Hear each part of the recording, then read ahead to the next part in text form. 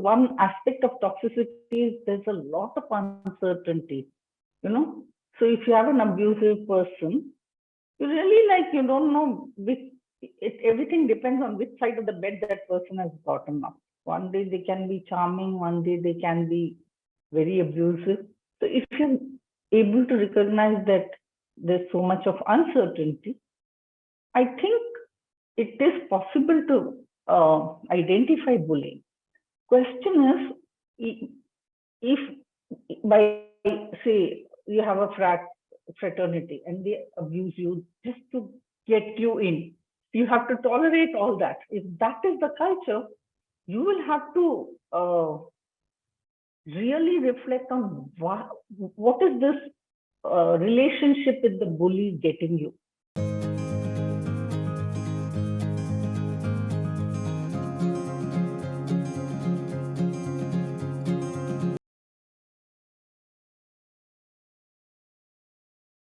Hello, everyone. Welcome to the Future of Coaching webinar.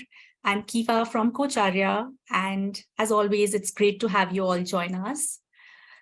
We'll take a couple of minutes for everybody to join the webinar today, and please feel free to use the chat box to tell us where you're joining us from. I'm in India.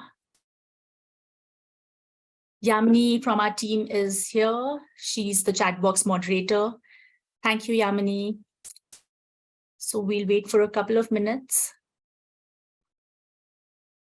So while everybody is joining in, I just have a few updates for you all and a little bit of information regarding CCEUs and how you can claim those through our webinars. So I'm going to share my screen. So as you all know, we have 3 webinar series. One is the Future of Coaching that's happening today. We have Hero's Journey that happens on the 3rd Wednesday each month. And we have Masters in Coaching that happens on the 4th Wednesday. So for each, you can claim either a resource development certificate or a coaching credential certificate. So for Future of Coaching and Hero's Journey, you can claim 1 RD each. And for Masters in Coaching, you can get 1 CC, coaching credential. So if you're wondering where you can use these, I'm sure a lot of coaches already know that you can accumulate all of these and you can use these at the time of renewing your credential. So all you need to do is you attend the full webinar with us on either of these days. And after you've attended the full webinar within the next 48 hours, you will receive an email from our team to claim the certificate. And then there's a link provided in the email. You need to click on the link, fill the survey, and after that, you can download your certificate. We also have thought leadership discussions that we run thrice every month. So you can also claim RDs by attending those thought leadership sessions, and you can watch out for our emails, or if you're on Coach Nook, which is a community network platform, Yamini will share the link for you all there on the chat box. You can log in and you'll get all the details about our thought leadership discussions as well. I'm also going to just take a minute to share with you 3 of our courses that are lined up in August. So on 16th August, we have a course with Ram, Coacharya's co-founder. The session is on Coacharya Coach Supervisor Program, which is for coaches who are either ACC, PCC, or MCC. For more details, you can write to us at community@coacharya.com.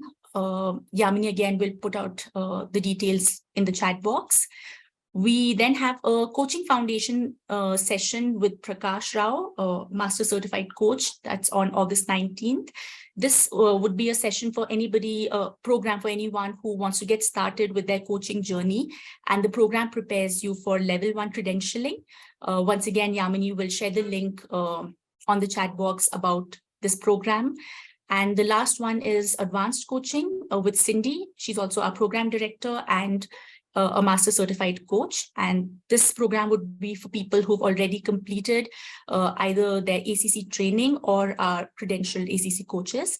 So once again, Yamini will share all the details, and you can write to us either at contact@coacharya.com or community@coacharya. So that's it with all the updates. And We are now going to also invite Gayatri to join us for our webinar today.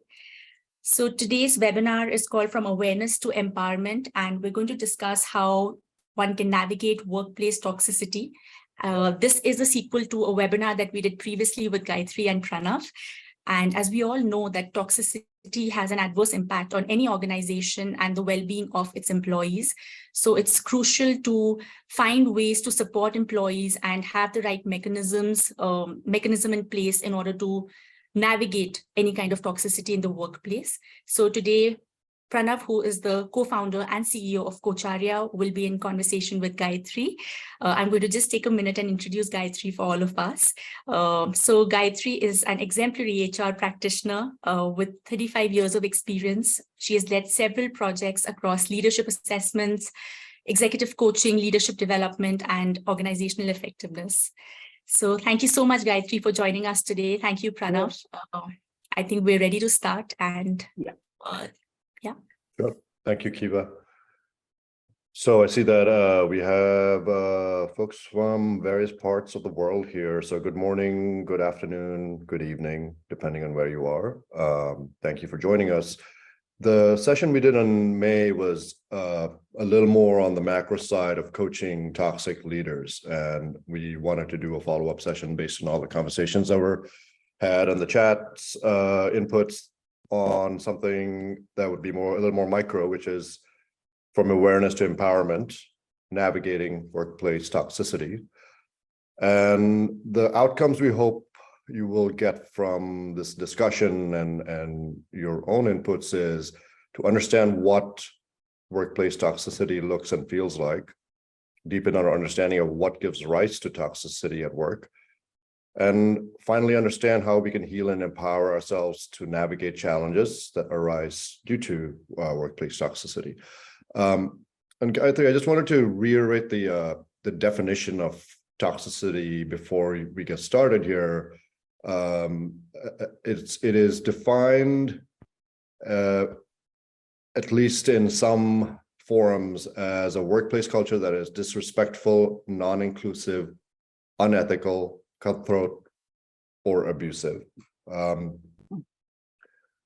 Those all seem like pretty heavy, drastic terms, and it seems like it would be pretty easy to understand if a workplace culture were toxic. It doesn't seem like it would be subtle, but let's get started and start talking about first how we can understand if a workplace is toxic. Yeah, and I was just listening to Kiva introducing me, saying that exemplary HR person, etc. If I hear it many times and I start believing myself to be the most exemplary HR practitioner, I will soon become toxic, because then I think I know everything. So it's not as simple as being able to identify someone who is in the face of it toxic, or a culture which is in the face of it toxic. So it's much more, difficult to do that. And I wanted to bring out one aspect which was there in the last time's chat about old boys club. So for example, we are all from Coacharya and we help each other, we become very close, etc. But are we isolated? Are we insulated? Because that can also lead to toxicity, and we benefit. The thing about toxic is, like, for example, arsenic is a toxin. In very, very small quantities, it can be a lifesaver. So toxic leaders do a lot of self-display. It may be to an extreme, but a little bit of self-display is something which all coaches perhaps will tell you that, you should be comfortable doing. So that complicates the whole issue of what is toxicity, and whether the question which arose last time in the webinar about whether I am toxic, how do I reflect on that? So I think we'll focus on, like I said, the empowerment of people to handle toxic cultures, and for leaders to make sure that it doesn't spread, And with Pranav's permission, I thought, we talked about toxicity, and it's being on going down the rabbit hole of all the negativities of it. Now, how do we counter that? So I think I would like you to think about the best possible boss you had, the best boss you have had, and whether you had someone like that. And I would like Kiva to help us understand your perspective on this. So many of you, I think we asked last time, have you had toxic bosses? Almost everyone had encountered a boss who is to some extent toxic. I want to flip it and ask whether you had a really good boss, and get to know from you whether it's possible to have great bosses.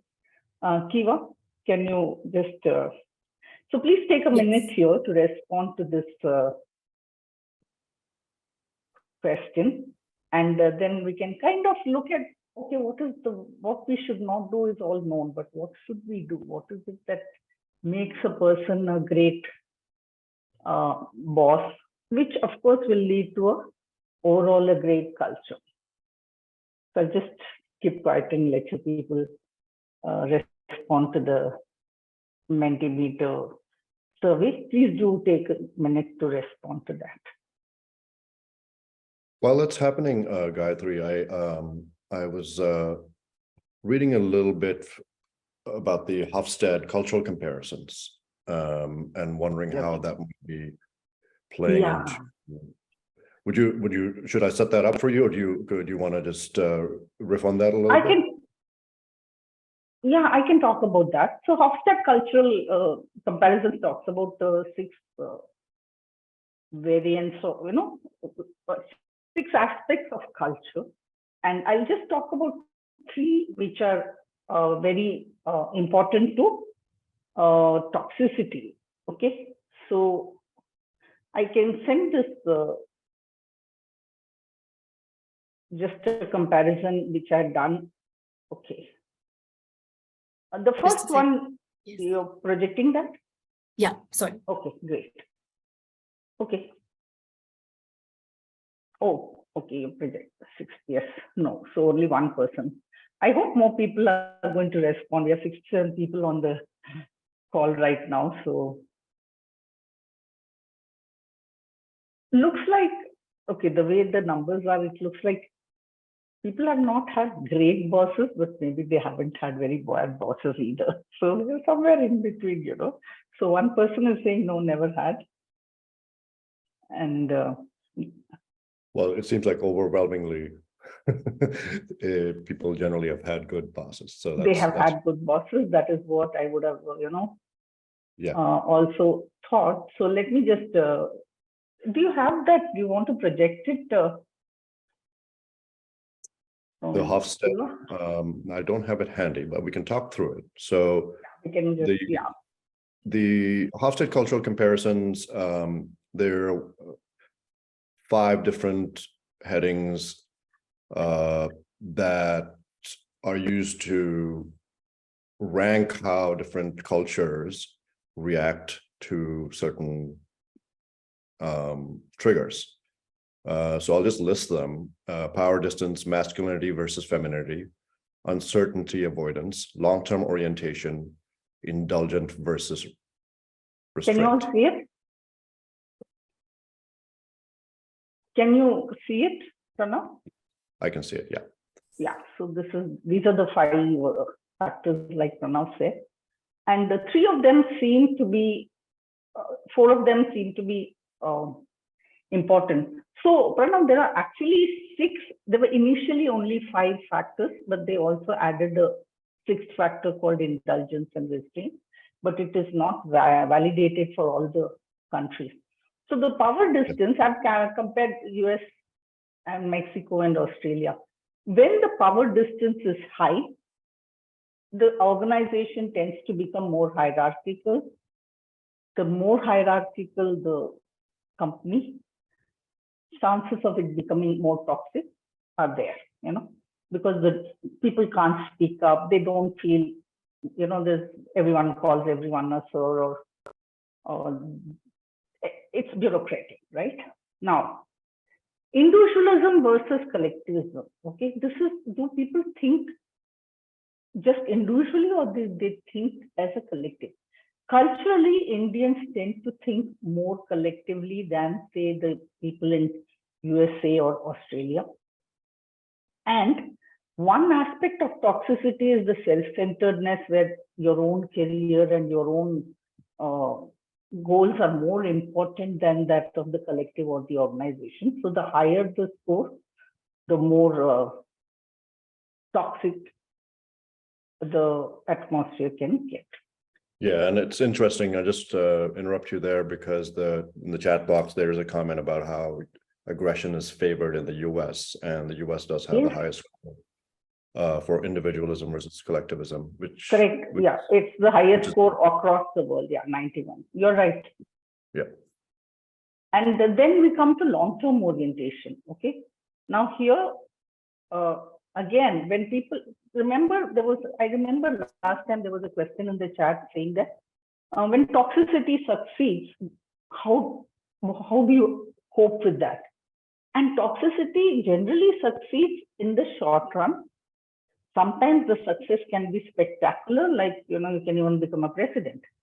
But in the long run, there are a lot of ramifications. So if people are long-term oriented, then also it's a positive for a good empowerment and absence of toxicity.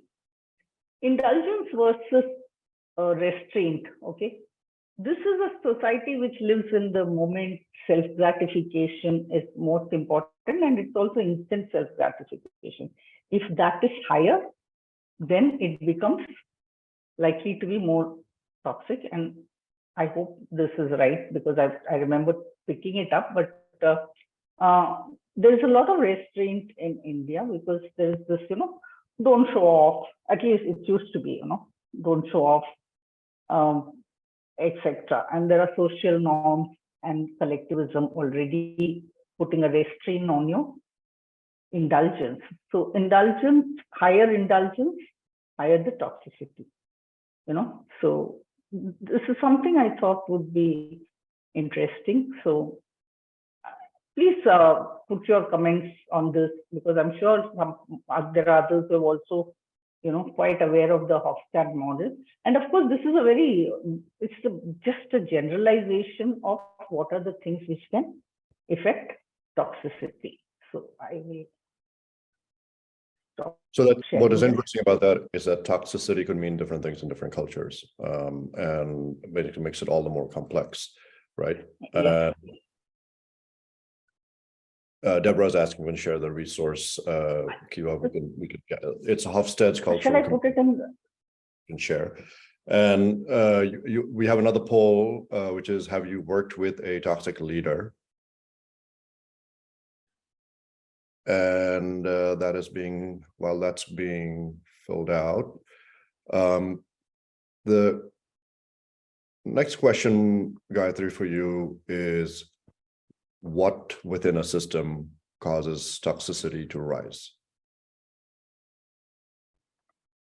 So one thing definitely is inward looking, you're not looking out to see, okay, so we are doing very well and we will go breakneck speed. Everybody is, after targets, etc. So just the narrow target of your company, your goals can lead to toxicity. And then this, it depends on the followers also. So if they are the type who need a lot of validation and are afraid to speak up, it will lead to toxicity. And it can also be because of the way the work is designed, So for example, there is a company where there's always a heavy workload, and the role has so many conflicts that people are not able to really reconcile what they should do, what they should not do. Conflicts in leadership, or even microcultures within the company, and role ambiguity. Those are things which can lead to toxicity. But I think the biggest effect is from the top leader. If the top leader is toxic, the followers tend to emulate that, because it looks like that is what is the path to success. What do you think? Yeah, it's various. I mean, there's a question on the on being posed also, which is interesting. Which is it? What is individual toxicity versus cultural toxicity? There, when we get to the solutioning of all of this, there's talk about microcultures, which we can get into in a second. But I think there's an aspect of bullying that the toxic leaders embrace, and I think there are also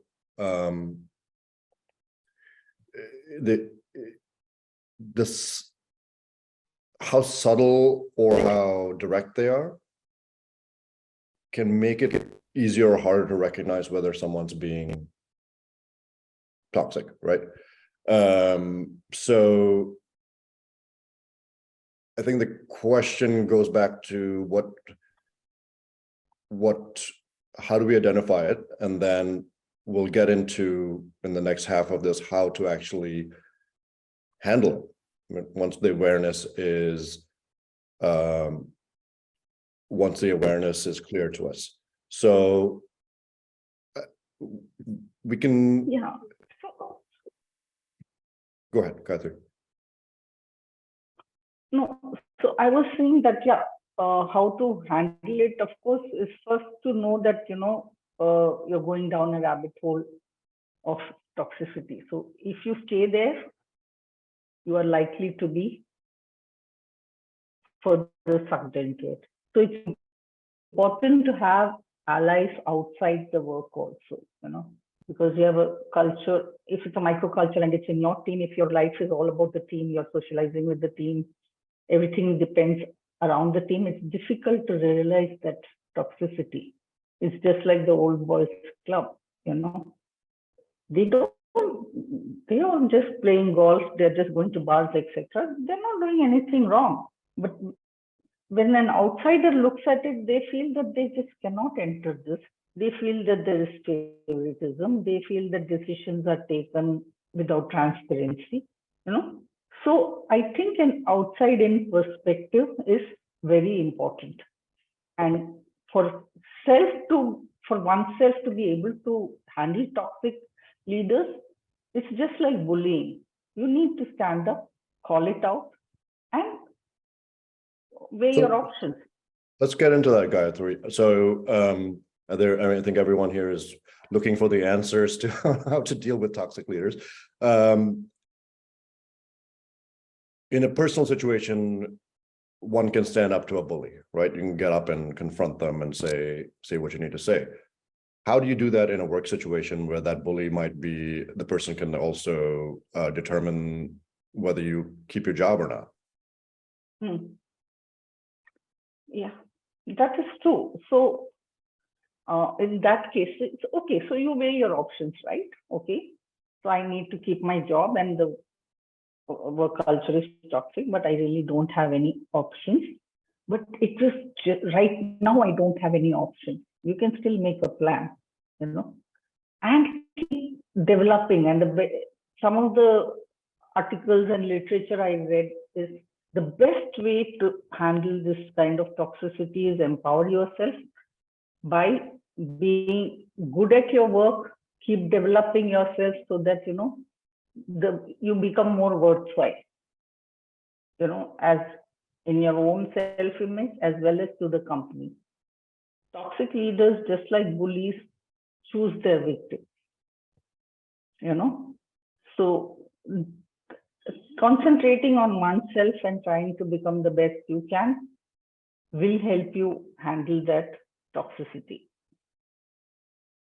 Pranav, I just had a question. Yeah, Gayatri, just related to this, I was just thinking that for people who do recognize bullying, right? Maybe they'll still try and figure a way out.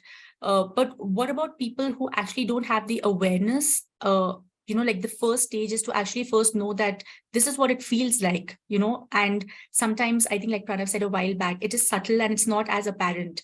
So what are some of those, triggers that one can identify to know that they are actually in a situation where there is toxicity? So one is, of course, how do you feel? Do you feel ashamed of what you're doing, or do you feel dependent on those people?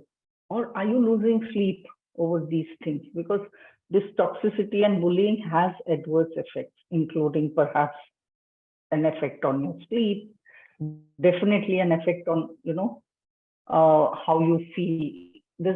The one aspect of toxicity is there's a lot of uncertainty, So if you have an abusive person, you really you don't know everything depends on which side of the bed that person has gotten up. One day they can be charming, one day they can be very abusive. So if you're able to recognize that there's so much of uncertainty, I think it is possible to identify bullying. Question is, if by, say, you have a fraternity and they abuse you just to get you in, you have to tolerate all that. If that is the culture, you will have to really reflect on what is this relationship with the bully getting you. Okay? Because there is something which you're getting out of it. Then the question is this the only way to get it? What else can you do, and what will you lose? So you have, say you have a school gang, 8 people, and there'll be the alpha dog, alpha members who will be ruling everyone else.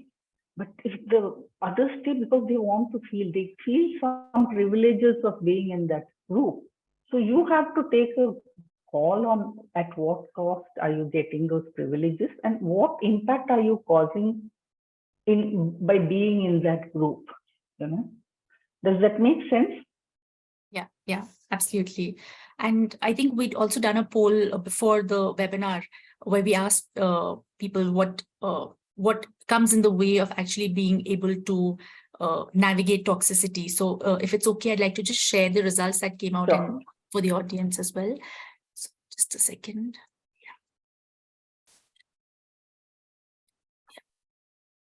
So can you think what makes workplace toxicity challenging to navigate?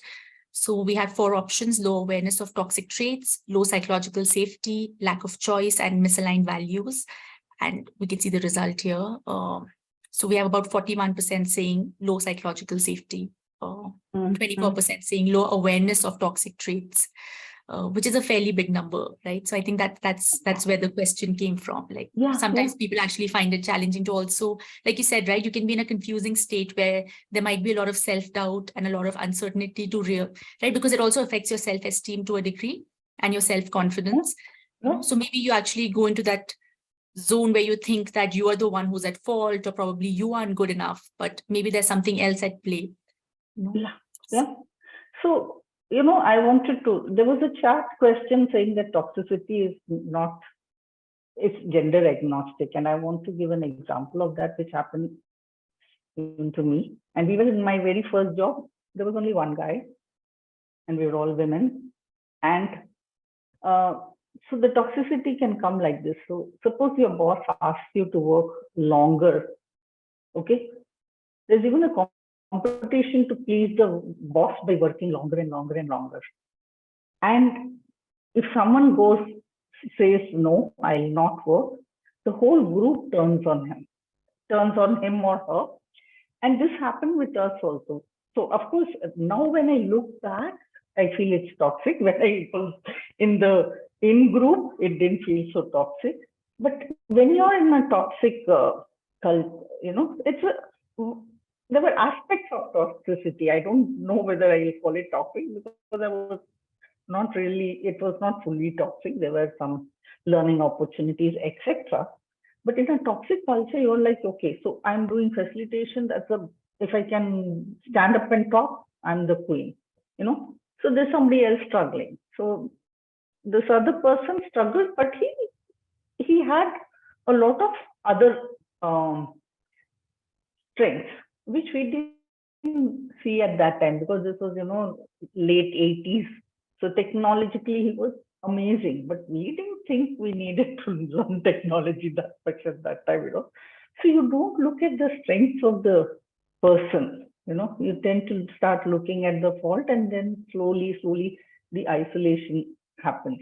So, and we, like I said, we were all women, and there was this one person who was, at our level, there was, we had secretary staff and all who were all almost equal. The gender distribution there was equal. But yes, it is gender agnostic, and it starts from labeling a person as not so good. Then you will find more and more things which are not so good. So if you can rack your brain on what is good, so they talk about this appreciative inquiry. I think it's a great technique for getting at least oneself out of the toxicity, to see what is that other person bringing and where can we include them, Yeah. So there's, as we were talking about gender, I wanted to bring up a couple of articles that I read, had some interesting insights that I wanted to share here quickly, and then we can get into the solutioning of this, which might address some other questions on the comments on the chat as well. The article, one of the articles that I read said that research shows that women are 41% more likely to experience toxic workplace culture than men. And the data that they had put together showed that the majority of that was happening in male-dominated professions. When they went down to female-dominated professions, the toxicity kind of dissipated a bit. The two things that came out of that for me, one is that the toxic culture in these situations was 10 times more powerful than compensation in predicting attrition, which like the Great Resignation is an example of that. Also, employees in toxic environments are more likely to be bad-mouthing publicly, privately, less interested in work, and generally also suffering from personal wellness issues like anxiety, depression, etc. The other interesting point that was made in a different article is, and I see a comment here, so I wanted to bring it up. There's a chance that men who lack traditional masculine leadership traits but possess traits that could make them great leaders are being ignored. And it speaks of men generally, but I think it can be applied to women as well. So the idea is that being less bold, less reckless, less self-centered, and being more altruistic, ethical, and self-aware, those are sort of the competing emotions. And I think that's a good lead into what we should get into now, which is how do we deal with it now that we are aware? How do we deal with it? Yeah. So, see, let's look at what are the characteristics of toxicity. One is narcissism. Everything is about themselves, etc. So, I think a lot of the dealing has to be done by calling out the toxicity and questioning it. And it is difficult to do it, like I said, if even the CEO is there. But even we were talking about Pranav and Shiva and I were talking about, and said that then let the board be empowered. So look for a place, where the board is at least empowered. It will call out toxicity and people take responsibility. The other one is extreme lack of empathy is another aspect of toxicity. So how is that happening in your company? The other is poor communication, absolutely opaque. You don't know what decisions are being made. You don't know whether the company is doing well, it's not doing well. It's like, again, saying that, they'll come and project a picture of, great rosy results, etc. The third is, of course, a microaggression, which is mostly related to race and often to gender also, and psychological safety is, of course, very important. And in my opinion, it's not an expert opinion or anything. I think the parameters you use to judge your leadership matters a lot. And what Pranav was talking about is, are you only seeing results? And results can come out of toxicity. It can also come out of aggression and pushing people in a positive way. So all aggression need not be toxic. Sometimes they make you go beyond what you think you can do. It's like a coach in tennis. Okay, practice a lot more. It's just that all that pushing has to do with the other person's ambition, not your own. So if you're aggressively pushing for your own good, you will become toxic. If you're aggressively pushing for the collective good, it need not necessarily become toxic. Now, psychological safety is, of course, also come up a lot in the pool. Also, it's one of the highest factors. And how do you bring in a culture of that? Is it possible to bring it? Of course, we're talking about the top-down leadership. I think there is a hope to take it from the bottom up, at least make your, that's why many companies, when the leader leaves, they take many people follow them wherever they go, because nobody is really, people don't experience the company culture, right? They'll experience the microculture which is there. And basic aspect of psychological safety is also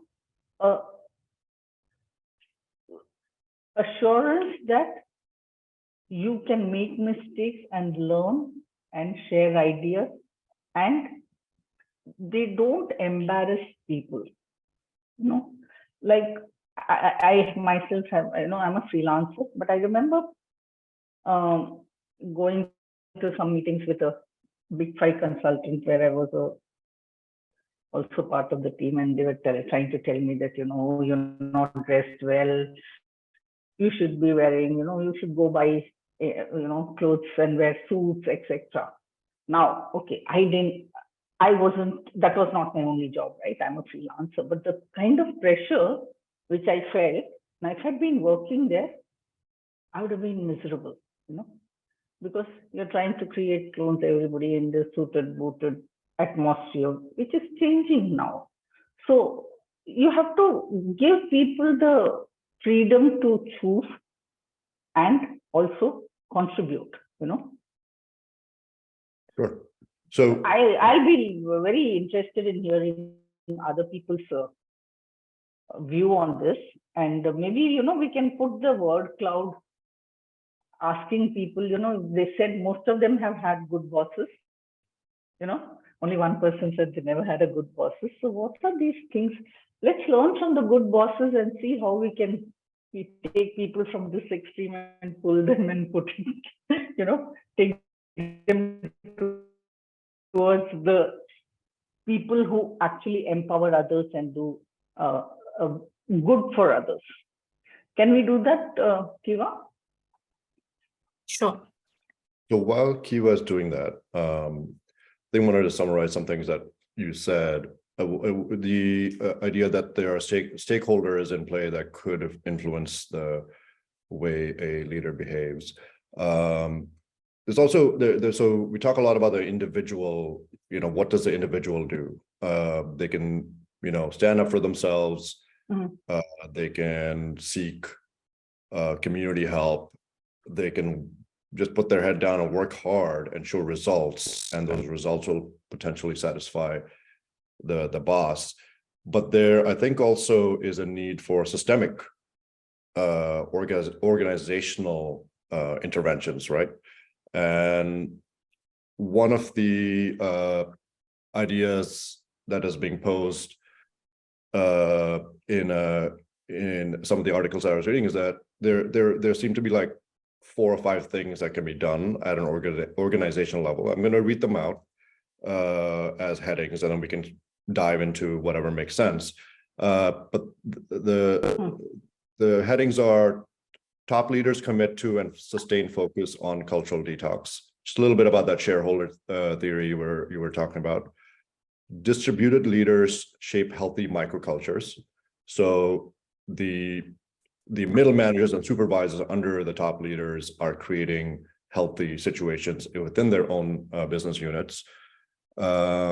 Establish healthy social norms, which I think is a communication, healthy communication between units, and redesign work to reduce stress. So the way that delegation is happening, and there's a concept of subtraction, which is subtractive change. So for instance, if you are on a supply chain, are you talking to the front line, a supply chain for a grocery store, for example, you're talking to the frontline worker who's stocking the shelves and understanding whether or not they are, stocking things that are not necessary, and sort of subtracting the work from there. So there's organizationally, there are all these different things that can be done. All of them can be measured. Therefore, we have now active KPIs on what's happening with leaders that can then influence whether or not they need to be shifting their tone to some of the values that we are talking about. Be more empathetic, be more understanding, etc. Any thoughts from you? Yeah, so I think reducing stress is one of the things about work design, right? Are you giving the right work allocation? Is the workload okay? Or is it that people are encouraged to compete? So long back, I remember, in many of these financial institutions like Goldman Sachs and Citibank, etc., people would work, they would get double the pay, but they would be asked to work double. Almost, literally. I have had instances where I've gone for a dinner with a friend who was a VP, and we're just going out, and he calls someone in and says, I need this on my table by Monday. Now, this is Friday night, okay? And no blinking, nothing. Everybody is working, and he did that when he was in their place. So this brings me to the point which Harish is raising about new entrants to the workplace, I think he's talking about allyship, which will come if, the bigger companies like HLL and ITC, etc., used to do induction together. So you get a lot of people who you become friends with and who can help become your allies. The other thing I think is having mentorship, and using those mentors properly. So as a mentee, so suppose I'm a new entrant and I'm a mentee, it's also my responsibility to look after myself. So if I'm facing pressure, you don't necessarily have to go and talk to the managers. But if you have some misgivings about something which has happened, maybe you can talk to a mentor outside. So allyship and mentorship. And if it comes at the beginning of your work, then you don't tolerate it later, Otherwise, it's like, yeah, this is the case, grind your teeth and work through it and you'll do great. But what if I lose my health and perhaps even, have a major health crisis before I even reach that place? So yes, that is very important. The middle manager, there's a lot of research saying that it is the middle managers who are most responsible for toxicity as well as for detoxing. Okay, so how are they empowered? And I think as coaches, it's a huge opportunity for us to train these middle managers, to recognize toxicity, not be tolerant of it, and help others who, experience it. And here again, there was another question about internal coaches and external coaches. Internal coaches, coaching these managers is fine actually, because these middle managers are just normal middle managers, talking about them as being toxic. But when they are toxic, it is difficult for internal coaches to really coach them.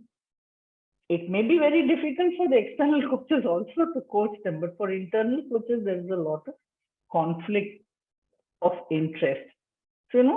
So give some assistance, allyship, mentorship to the new entrant. Give a coaching or some other leadership inputs and resources for the middle management, and encourage this aspect of questioning, without any retribution or punishment for doing the questioning. I think those would be the major factors in reducing toxicity in workplace. Yeah. So, I mean, Kiva, I know you have a poll to share. I just want to summarize what you just said, and in a way that I understand it, at least, is that there are different levels that need to be addressed. There are different spaces that need to be addressed from the minutiae to the whole in order for toxicity to be truly, dealt with. One is at the macro level, the entire organization, the stakeholders, the board. Below that, there are the leaders. Below that, there are the distributed leaders, the middle managers, supervisors, etc. And then there are the workers. And I think the idea is that, and then there's the individual. So they're all at those different levels. There should be measurements of how toxicity is playing out. And I think if we were to, it's not just the one individual, it's the entire system that needs to be addressed in entirety. Kiva, you have poll results to share for us.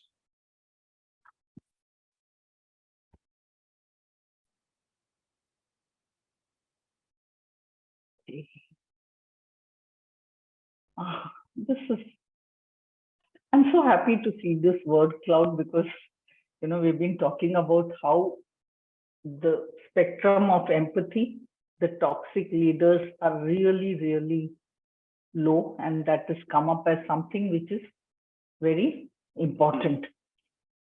On this note of empathy, again, if the spectrum is too much to the other extreme, what are called as empaths,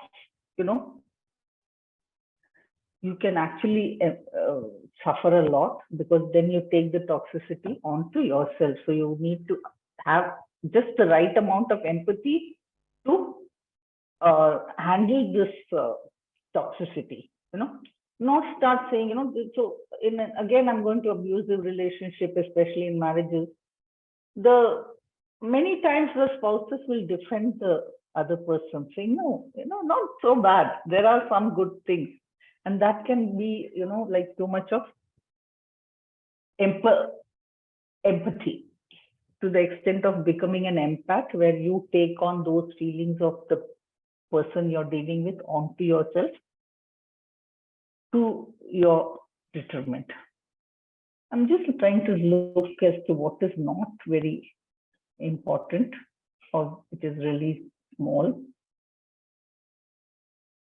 Yeah, most of these are important issues. Yeah, they're all important. And they're also being said in different ways, right? It all kind of leads back to the so. Yeah. base, the base words: empathy, trust, honesty, integrity, transparency. Those are coming up as the largest ones. There's such raw, basic needs. It's not that complicated. Yeah. Yet correct. We suffer from having to have these discussions around them. Although it's nice to see something positive for a change in our webinar, Gayatri. Use the word toxic, I don't know how many times at this point. Yeah, and see, so empathy and transparency, and I think that is when we talk about poor communication as a indicator of toxicity, the transparency in communication becomes very important. You know, are you demanding that transparency? Are you asking questions? You know, so they were when you have psychological safety, you have productive conflict. So is conflict being kind of just put down instead of being taken up and having a productive talk around, having difficult conversations? So productive conflict is what will change the nature of the company, or even take it in a different direction, and definitely improve creativity, So There's an interesting comment here, kind of related to what you just said. Can company profit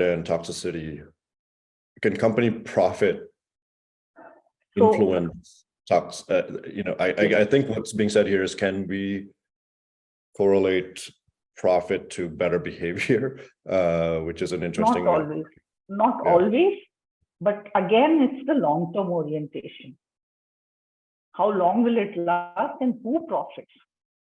Is it just the CEO and his cronies, or does the whole company profit? When you say company profit, is it just a number, or does it mean a lot to others, and will it last? Because attrition, whether it is quiet quitting or otherwise, is going to be there. And what's your opportunity nowadays, and we suppose the toxicity is in terms of microaggression, or even just harassment. Those are being taken very, very seriously. So empires can crumble with just one lawsuit. So it's not going to. You're on thin ice if your profit is coming out of the toxicity and the way you behave. But let me just we have a few minutes left, so I just wanted to also start to close down the conversation a little bit here, and I'll throw it out.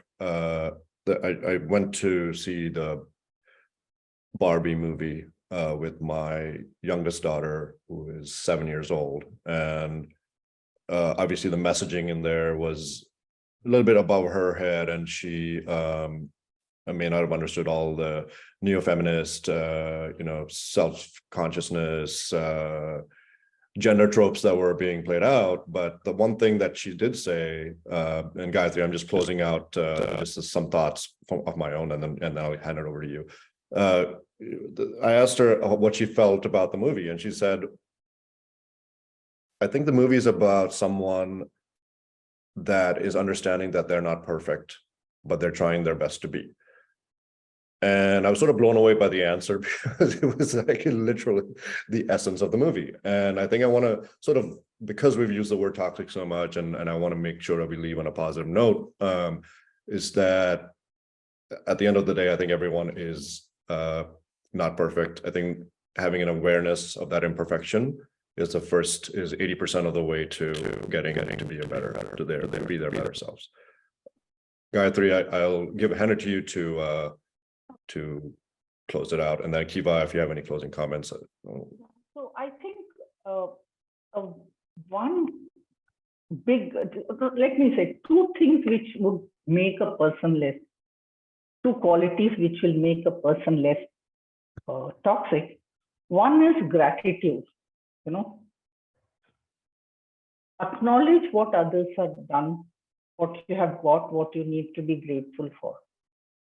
The second is apologize. Like I said, I'm also part of many of the old girls, old boys club. But when you recognize that it is hurting someone, can you accept and say sorry? It's a powerful word.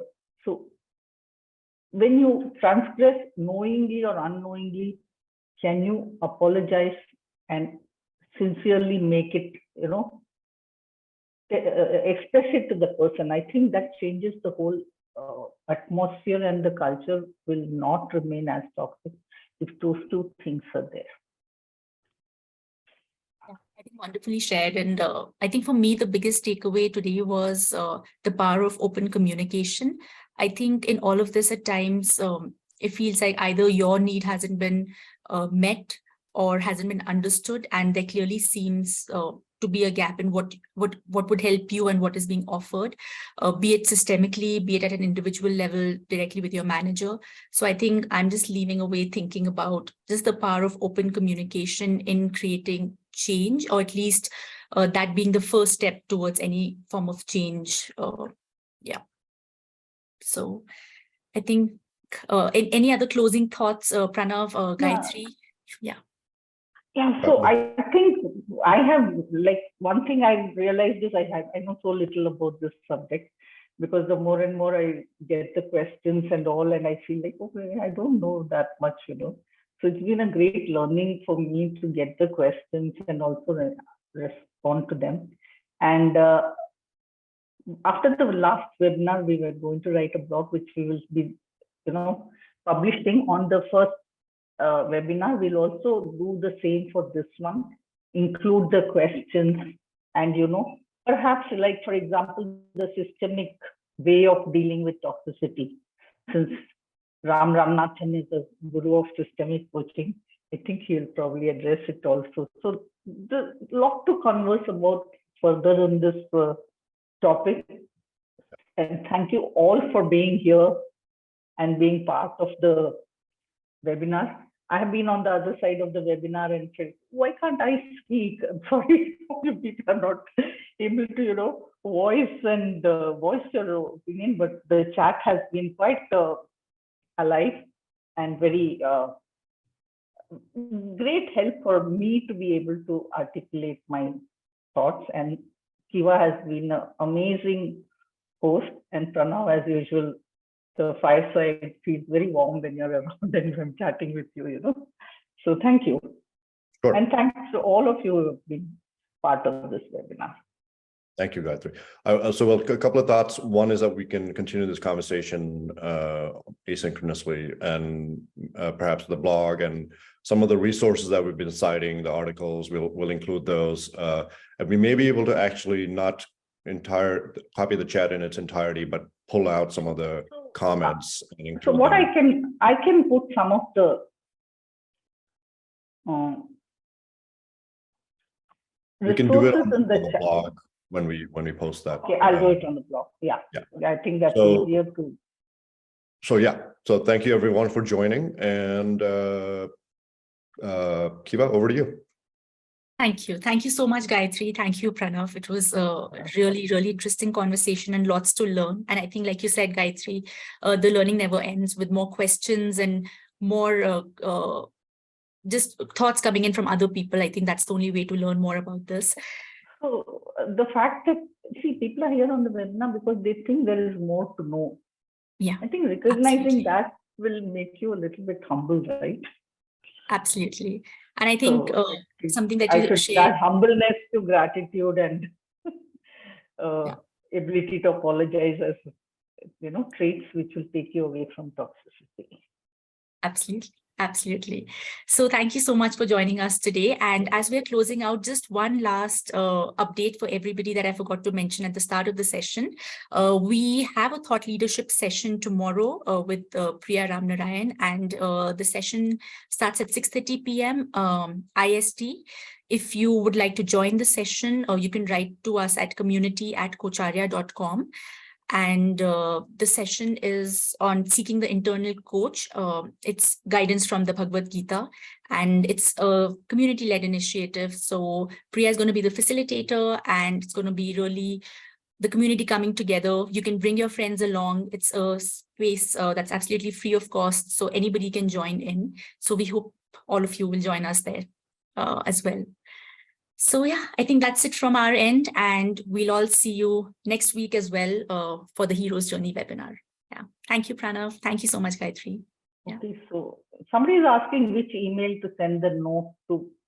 Yeah, it's at community@coacharya.com. Okay. Yeah, or you can write to me directly at kiva@coacharya.com as well. Thank you, everyone. Yeah. Thank you, guys. Bye. Thanks, Pranav. Bye-bye. Bye. Thank you all. Bye.